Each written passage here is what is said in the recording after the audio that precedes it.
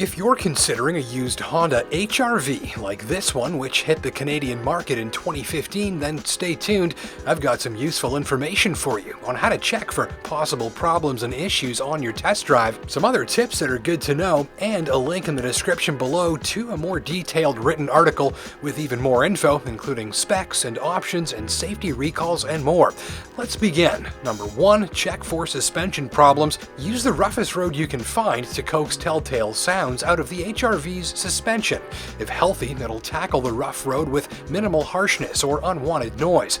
But if you hear or even feel a banging, popping, smacking, or smashing sound, you'll want to have a professional check the suspension out before you buy, and possibly be on the lookout for signs of a fluid leak visible on the shock absorber, which indicates trouble. Number 2, check the cargo and seating system. Some owners have reported relatively early failures of tailgate release mechanisms, folding rear seat levers and latches and releases. Spend a moment trying all of the rear seating positions you can, confirming everything works as expected. And be sure to open and close the tailgate several times after releasing it from the remote, the dash button, and the tailgate itself. If anything isn't working properly, call it into your pricing negotiations. Number 3, the battery. Many owners have reported premature failure of the factory equipment battery on this vehicle, sometimes after just a year or two. Others have reported having multiple batteries replaced in a short time. They don't make them like they used to. So for maximum peace of mind, consider a battery and charging system check, or just budget a few extra bucks for a new one to avoid numerous annoying electronics problems that tend to appear when an older battery is on its way out.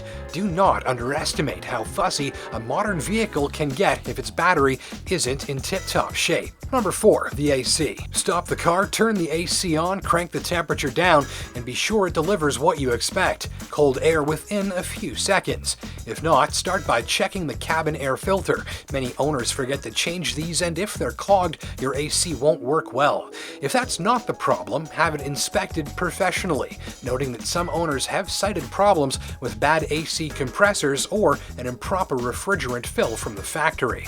Number 5 is something to remember. Being a Honda is not what makes the HR-V reliable. The way it was cared for by its previous owners is. Honda or not, be sure to obtain full service records showing the vehicle was consistently and continually cared for throughout its entire life, and ideally in a dealership setting.